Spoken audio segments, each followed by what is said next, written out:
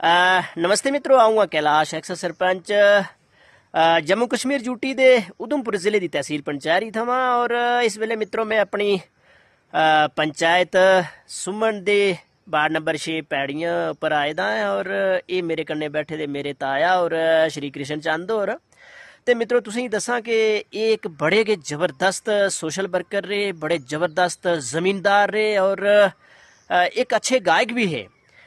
हूँ मैं इंदे कोला कोई पुराने जमाने की गल पुछां कि ताया जी तुस ये दसो कि पुराने जमाने दे जेड़े अस ब्याह पर चर्चा करगे। मैं सुने दा कि पुराने जमाने ऐसा हुंदा हा कि जेड़े मुड़े हुंदे हे उन्हें कई साल जिथे ब्याह करना उनके घर खेती बाड़ी का काम कराना पौंदा हा, उनके घर गुड्डना पौंदा। क्या ये गल सच है?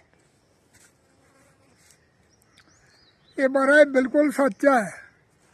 वो जेड़े मुड़े ब्याह काबल हो जाते हैं, ब्याह हो डली भी जाते हैं, तो उन्हें अगर अपने घर लड़की तेरे ही नहीं होंगी दोहरी आ तो ब्याह नहीं से होंगे। तो दोहरी नहीं होंगी तो लोग गल ये उन्होंने गुड़ाते हैं, हाला शेरियां लैनियां, घर जमातियां लैनियां, तो घर के कम कराने, करार कर लेना कि 8 साल असीं तू गल कहना बता दे तो फिर तुकी ब्याह देगे।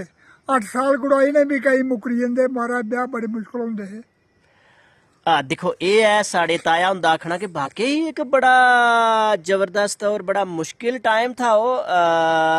जिन्हें उस टाइम एक बड़ा रिवाज हुंदा हा कि दोहरिया दा नाता हुंदा हा। जिथे एक मुड़े ने ब्याह करना तो उत्थे अपने घर दी एक कुड़ी भी देना, अपनी भैन देना पौनी, जानी दोहरी दा रिश्ता हुंदा हा। ते ओ अगर जिहदे कोल नहीं था हुंदा, जिंदे कुड़ियां नहीं थी होंदियां, तां उन्हें अपने जिथे ब्याह करना था उस घर बड़ा काम कराना पौंदा, बड़ा गुड्डना पौंदा, बड़ियां उनके घर कोठे पाने का काम करना पौंदा, उनके घर जमींदारी का काम करना पौंदा हा। एक बड़ा औखा दौर था। ते ताया जी तुसें मैं पूछूं कि अज का दौर कैसा? अज कोई ऐसी स्थिति है? अज की स्थिति ठीक है महाराज। गल है कि अज वो इन्ना कोई गल है कि ना कुछ गुड़ाना है, ना कोई गल है कि अजकल गल है कि बड़ा अच्छा काम है, जागता कुड़िया का ब्याह देना है तो वो बड़ा ठीक तरीके कन्नै हो जाता। वो पुरानी जरा मुश्किलात थी वो अज नहीं है। जी जी जी, बहुत बढ़िया बहुत बढ़िया।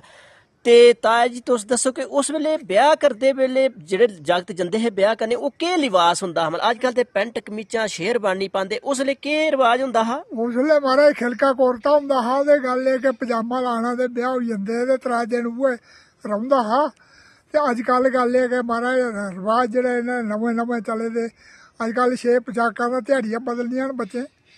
उस वेल्ले बड़ा अच्छा था। गल एह् कि 3 दिन उ'ऐ पोशाक रौंह्दी जेह्ड़ी इक बना दी होंदी। जी जी जी जी, अच्छा मतलब खेलका कुर्ता और पजामा लाना ते महाराज के कोई सेरा सेरा हुंदा हा उस टाइम? सेरा पाना महाराज, गल एह् कि उसी। अच्छा अच्छा अच्छा अच्छा अच्छा, ठीक ठीक। ते किन्ने दिन ब्याह हुंदा हा वो महाराज 4 दिन ब्याह होंदे हे। इक दिन उ'नें गल एह् कि सांत करनी ना जी, एक दिन सौगन करना, दूए दिन सांत करनी, त्रिये दिन जानी होनी, चौथे दिन गल एह् है कि पजेकी होनी, पंजवें दिन फिर चाह् बनानी, सारे सज्जन मित्र किट्ठे होने ते लंगर बनना ते उ'नें ठीक गल्लां करनियां 4 बजे धोड़ी ते गीत शीत गाने, बड़ियां खुशियां बनानियां महाराज।